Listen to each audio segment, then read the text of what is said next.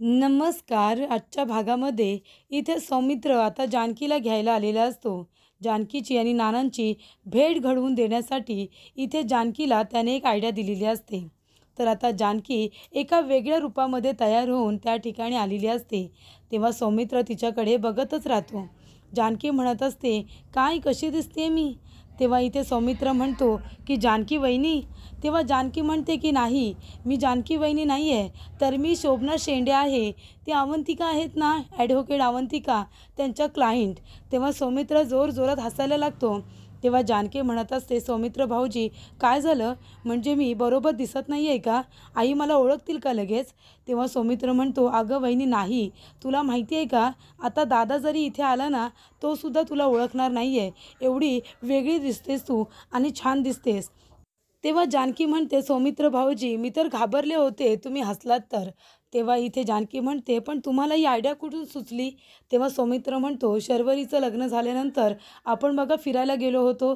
तेव्हा तिथे गेल्यानंतर तुम्ही आजी आणि आईची ॲक्टिंग केली होती. तेव्हा तुम्ही किती छान गेटअप केला होता त्यांचा. तिथून मला ही आयडिया आली. वहिनी तुझ्याकडूनच." तेव्हा इथे आता सौमित्र म्हणत असतो, "वहिनी चल, तुला आता शोभना शेंडेची काय इथे केस असणार आहे हे मी तुला सांगतो."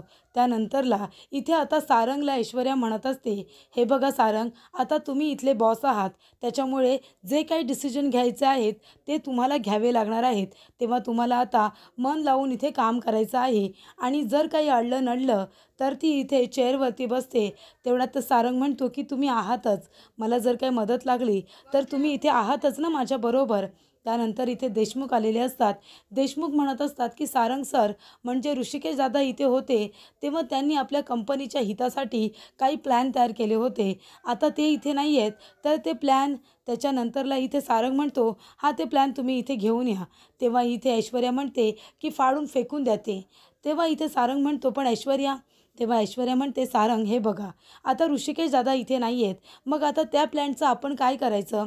आणि तुम्ही मला सांगा, जरी आपण ऋषिकेश दादा यांनी तयार केलेले प्लॅन वापरले आणि जर त्यामुळे आपल्याला प्रॉफिट झाला, तर ऋषिकेश दादा काय म्हणतील, 'या सारंगला तर काहीच येत नाही, याला स्वतःचं डोकंच नाही आहे. मी तयार केलेले प्लॅन यांनी वापरले आणि म्हणून यांना प्रॉफिट झाला.' सगळं क्रेडिट कोण घेऊन जातील? ऋषिकेश दादा घेऊन जातील आणि तुम्हाला मूर्ख म्हणतील. हे तुम्हाला चालेल का?" तेव्हा इथे सारंग म्हणतो, "नाही चालणार मला." तेव्हा देशमुख म्हणत असतात, "पण हे प्लॅन तर फायद्याचे आहेत कंपनीच्या." तेव्हा ऐश्वर्या त्यांच्याकडे रागाने बघते. तर इथे आता सारंग म्हणत असतो, "तुम्हाला एकदा सांगून कळत नाही का? तुम्ही एक काम करा, दादाने बनवलेले प्लॅन तुम्ही बाजूला करून ठेवा. आम्ही दोघंजणं एक नवीन प्लॅन तयार करतो आणि ते आम्ही तुम्हाला देतो." तेव्हा ऐश्वर्या म्हणते, "असं कसं? आता आपल्या प्लॅनने आपल्याला फायदा होऊ दे की तोटा? आपल्याला होईल ना. आपल्याला समज तर येईल की बिझनेस कसा करायचा असतो ते, हो की नाही? पण डिसिजन हे तुमचेच असले पाहिजे." तेव्हा इथे सारंग म्हणत असतो की "ऐश्वर्या, तुम्ही जर अशा माझ्या पाठीशी उभ्या असाल आणि जर तुम्ही मला असं प्रोत्साहन केलंत ना, तर मी खूपच जास्त जिद्दीने काम करेन. तुम्ही राहाल ना माझ्याबरोबर?" तेव्हा ऐश्वर्या म्हणते, "मी कुठे जाते? मी नेहमी तुमच्याबरोबर आहे." तेवढ्यातच इथे ऐश्वर्याला आता आजीचा फोन आलेला असतो. तेव्हा ऐश्वर्या म्हणते, "हां आजी बोला, काय चाललं आहे? का फोन केलात?" तेव्हा आजी म्हणत असतात, "अगं गुंडी कुठे आहेस तू?" तेव्हा ऐश्वर्या म्हणते, "गाडीमध्ये आहे. मी इथे लुडो खेळते." "अहो आजी असं काय करताय? मी ऑफिसमध्ये आली आहे ना." तेव्हा इथे आजी म्हणत असतात, "अगं तुला माहिती आहे का, एक महत्त्वाची गोष्ट तुला सांगायची आहे. ती आहे ना सुमित्राची ती बारकी सून." तेव्हा इथे ऐश्वर्या म्हणत असते, "मला सगळं काही माहिती आहे. तुम्ही नावं घेऊन बोला पटापट." तेव्हा आजी म्हणत असतात, "अगं त्या अवंतिकाने एका क्लायंटला घरी भेटायला बोलावलं आहे आणि तिच्याबरोबर ती मीटिंग करणार आहे." तेव्हा ऐश्वर्या म्हणते की "आजी, तुम्ही मला हे सांगायला फोन केला आहे, ती अवंतिकाला जे काही करायचं ते करू दे. मला तिच्याशी काय घेणं देणं आहे. मी इथे ऑफिसमध्ये आली आहे ना, मला माझं काम करू द्या. अशा छोट्या-मोठ्या गोष्टींसाठी मला फोन करून डिस्टर्ब करू नका. कळलं तुम्हाला?" तेव्हा इथे आता फोन कट केल्यानंतर आजी म्हणत असतात की "माझ्या तोंडावरती फोन कट केला, पण मी काही साधीसुधी नाही आहे. मी पण हिला दाखवून देते की तिने कुणाचा फोन कट केला आहे ते." त्यानंतरला इथे जानकी आलेली असते. जानकी आल्यानंतर आधी आपल्या घराच्या दरवाजाला हात लावते, त्या दाराला स्पर्श करते आणि मग तिला आठवतं त्याच घरामधून इथे ऋषिकेश, जानकी आणि ओवी तिघेजणं बाहेर पडलेले असतात. त्यांची झालेली इथे बेइज्जती हे सगळं आता जानकीला आठवतं. त्यानंतरला इथे सयाजी विखे पाटील यांनी या माणसाला आता सुपारी दिलेली असते आणि तो आपल्या माणसांबरोबर बोलत असतो की ऋषिकेश रणदिवे आता इथे आलेले आहे, आपल्याला आपलं काम जाता जाताच करायचं आहे, त्याचा चांगला फडशा पाडायचा आपल्याला. त्यानंतरला ऋषिकेश येतो आणि म्हणतो, दादा चला आपण निघायचं का? तेव्हा दादा म्हणतात, हो पण आधी तिथे जे काही सामान आहे बाहेर ते गाडीमध्ये लोड करायचं आहे, ते पोचवायचं आहे ना तिथे. तेव्हा इथे ऋषिकेश म्हणतो, हो लगेच आपण जाऊया. तेव्हा इथे ऋषिकेश आता ते सगळे बॉक्स उचलून वरती ठेवत असतो. तेव्हा तिथे काही जड वजनदार वस्तू असल्यामुळे तो बॉक्स आतमध्ये जात नसतो. तेव्हा ऋषिकेश ते बाजूला करायला जाणार, तेवढ्यातच दादा म्हणतात, तिथे काय करताय तुम्ही? खाली हात लावू नका, कारण तिथे लोखंडी रॉड त्याचबरोबर इथे बांबू वगैरे ठेवलेले असतात ऋषिकेशला मारण्यासाठी. तेव्हा इथे दादा स्वतः ऋषिकेशची मदत करतात, पण त्या बांबूला रॉडला हात लावू देत नाही. त्यानंतर ते म्हणतात की जा तुम्ही गाडीत जाऊन बसा, बाकीचं हे जे काही आहे ते मी बघतो. त्यानंतरला ऋषिकेश आता गाडीमध्ये बसताना इथे आपला मोबाईल समोर ठेवतो. त्याच्यावरती वॉलपेपरला जानकी, ओवी आणि ऋषिकेश या तिघांचा फोटो असतो. तेव्हा ऋषिकेश म्हणत असतो, मी तुम्हाला आता कधीच उपाशी झोपू देणार नाही. आता हा माल पोचवल्यानंतर जे काही पैसे मिळतील ना, त्याच्यातून आपण आधी घरातलं राशन भरूया.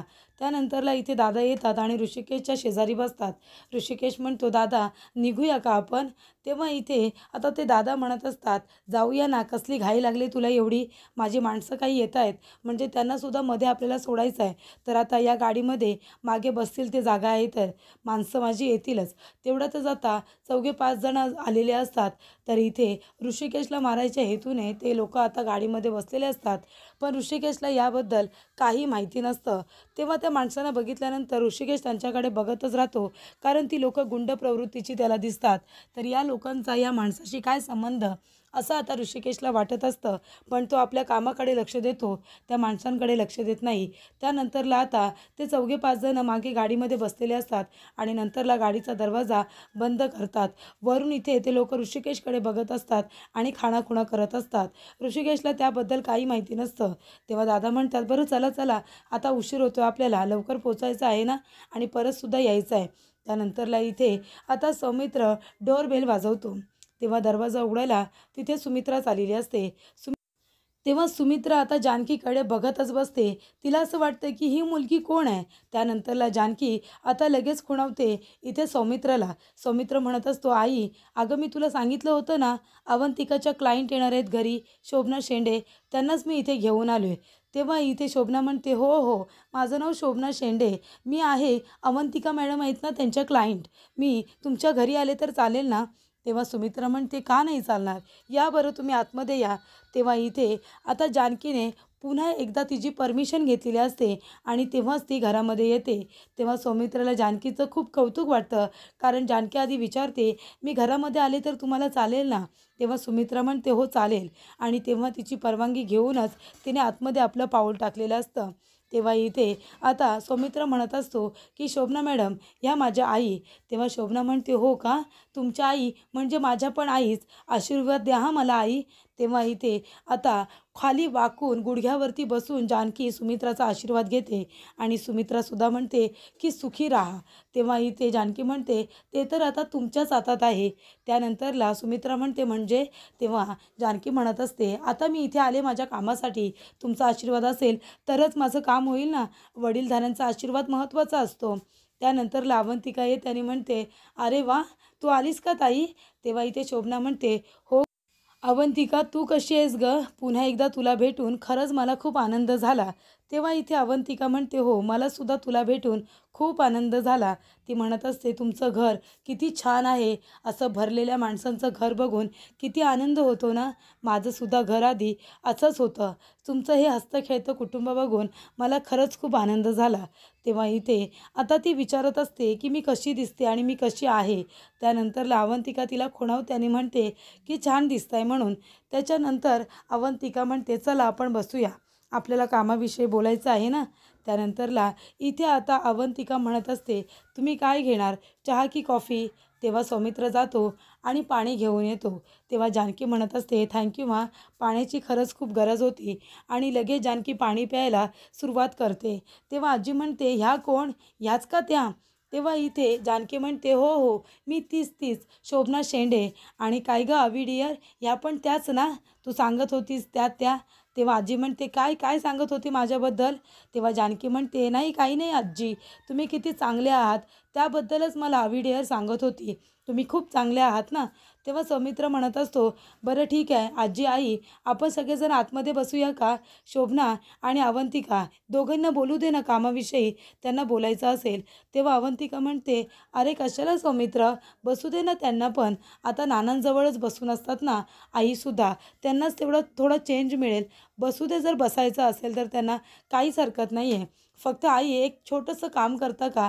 म्हणजे मी सॉरी तुम्हाला त्रास देते, गुलाबदादा नाही आहेत ना, तर एक कप चहा त्यांच्यासाठी केला तुमच्या हातचा तर बरं होईल. तेव्हा आजी म्हणते, कशाला कशाला तिला सांगतेस तू चहा करायला? गुलाबला येऊ दे, गुलाबच चहा करेल. मला सुद्धा थोडा चहा हवा आहे. तोपर्यंत आपण या शोभनाच्या गप्पा ऐकूया. तिचा विषय काय आहे, केस काय आहे ती आपण ऐकूया. तेव्हा इथे आता शोभना म्हणते, हो नक्कीच नक्कीच, मी इथे माझी केस घेऊन आली आहे. अहो तेच हो, प्रत्येकाच्या घरामध्ये तेच असतं, घरोघरी मातीच्या चुली. आता तुमचं कसं एवढं मोठं घर आहे, हसतं कुटुंब आहे, तसंच माझंसुद्धा होतं. आधी सगळी माणसं अगदी एकत्र राहत होती, म्हणजे सगळे आनंदाने राहायची, प्रेमाच्या गप्पा व्हायच्या. तिथे झुंबरसुद्धा जेवढं आनंदी असायचं ना, तेवढी माझ्या घरातली माणसं आनंदी असायची. सदैव घरामध्ये सुख शांती नांदायची. आणि नंतरला काही नवीन माणसं त्याच्यामध्ये ॲड झाली. नवीन माणसं आल्यानंतर जुनी माणसं परकी वाटायला लागली, हो की नाही? म्हणजे प्रत्येक घरामध्ये तसं होतच असेल कदाचित. आणि मग काय झाला, दुरावा निर्माण झाला. माझं हसतं कुटुंब मात्र आता खूपच जास्त दुःखी झालं मला असं वाटतंय. जुनी माणसं जी होती, जी घरामध्ये खरं तर आनंद आणत होती, एकोपा ठेवत होती, ती माणसंच घरातून निघून गेली. त्यांनी बाहेर पडूनसुद्धा स्वतःचं अस्तित्व निर्माण केलं. पण जेव्हा ती ज्या घरामध्ये राहत होती, आपल्या मोठ्या घरामध्ये सुद्धा आनंद होताच, पण बाहेरची तुळस मात्र सुकून गेली होती. बाहेरची तुळस ही सुकून गेली होती असं म्हणाल्यानंतर सुमित्रा लगेच त्या जानकीकडे बघायला लागते. कारण तिच्याच घरातली स्टोरी जणू काही जानकी तिला सांगत असते. त्यामुळे इथे आता जानकी म्हणत असते, की आधीची माणसं खूप दूर निघून गेली आणि त्यांच्याबरोबर आनंदसुद्धा निघून गेला. माया ममतासुद्धा त्यांच्याबरोबर निघून गेली आणि सुख शांतीसुद्धा. त्यांनी त्यांचं घर उभं केलं, किचनपासून देवाऱ्यापर्यंत सगळं केलं. देवारासुद्धा घराला आहे, पण त्याला कळस नाही आहे. आणि कळस जेव्हाच येतो, जेव्हा त्या घरामध्ये वडीलधारी माणसं असतात, बरोबर की नाही? त्या घराला अर्थच नाही ज्या घरामध्ये वडीलधारी माणसं नाही. कारण घर कितीही मोठं असलं, बंगला कितीही मोठा असला, तरीसुद्धा कुटुंबाला पूर्ण करणारी ती वडीलधारी माणसं असतात. आणि त्यांच्यामुळेच तो कलश निर्माण होतो आणि कलशानेच देवारा असो किंवा घर असो ते पूर्ण होत असतं, हो की नाही? जर वडीलधारी माणसं नसतील तर त्या घराला घरपण नाही. मी तर म्हणते घराला घरपणच नाही, जर त्या घरामध्ये आशीर्वाद देणारी वडीलधारी माणसं नसतील तर, असं जानकी म्हणते आणि बोलत असताना खूप इमोशनल होते. तर पुढील भागामध्ये आपण बघूया. इथे आता जानकी नानांना भेटायला आलेली असते. तेव्हा ती आपली नकली केसं बाजूला करते आणि नानांना म्हणते की मी तुमची जानकी. तेव्हा इथे नानांच्या हातामध्ये पेन पेपर असतो आणि ते आता इथे वर्तुळ काढतात. तेव्हा इथे जानकी म्हणत असते, नाना तुम्ही हे काय वर्तुळ काढलंय? तेव्हा इथे नाना तिला सांगण्याचा प्रयत्न करत असतात की हे वर्तुळ म्हणजे आपल्या ऋषिकेशच्या हातामध्ये असलेलं जे कडा आहे ते पार्वतीने दिलेलं, त्याच्यावरती एक कोड आहे आणि तो कोड आहे आपल्या देवाऱ्याचा, जो काही तिथे गुपित लॉकर आहे त्या लॉकरचा तो कोड आहे, असं नाना तिला सांगण्याचा प्रयत्न करत असतात. त्यानंतरला इथे आता त्या लॉकरमध्ये किंवा तो जो पासवर्ड असतो तिथे एकदा साफसफाई करत असताना तिचा पदरसुद्धा अडकलेला असतो. त्याच्यानंतरला इथे आता जानकी जात असताना सयाजी विखे पाटील आणि ऐश्वर्याचं बोलणं तिच्या कानावरती पडतं की आपण जो ट्रक पाठवलेला आहे त्याचा ड्रायव्हर ऋषिकेश आहे आणि पाठीमागे आपली माणसंसुद्धा बसलेली आहेत ऋषिकेशला धडा शिकवण्यासाठी. आज ऋषिकेशचं काही खरं नाही आहे. जानकी ते ऐकते आणि ती लगेचच ऋषिकेशला फोन करते. तेव्हा ऋषिकेश फोन उचलण्यासाठी आता खाली उतरतो आणि म्हणतो, 2 मिनटं थांबा, मी हा फोन संपवतो आणि लगेच येतो. तेव्हा इथे इथे आता ऋषिकेश मात्र फोनवरती बोलत असतो आणि तेवढ्यातच इथे आतमध्ये बसलेली माणसं एकमेकांना खुणावतात आणि तेव्हाच ऋषिकेशचा काटा काढायला सांगतात. त्यानंतरला इथे जानकी ऋषिकेशला सांगत असते की त्या टेम्पोमध्ये जी माणसं आहेत ती तुम्हाला मारण्यासाठी आहेत. तेव्हा इथे जानकी आता घाईघाईने चालत असताना समोरून एक गाडी येते आणि जानकीचा सुद्धा ॲक्सिडेंट होतो. जानकीचा ॲक्सिडेंट झाल्यानंतर तिकडे ती जोरात ओरडते ऋषिकेश, तर इथे मागून आता लोक येतात आणि ऋषिकेशच्या डोक्यामध्ये सुद्धा मारतात आणि ऋषिकेशला सुद्धा खूप जास्त मारहाण करतात.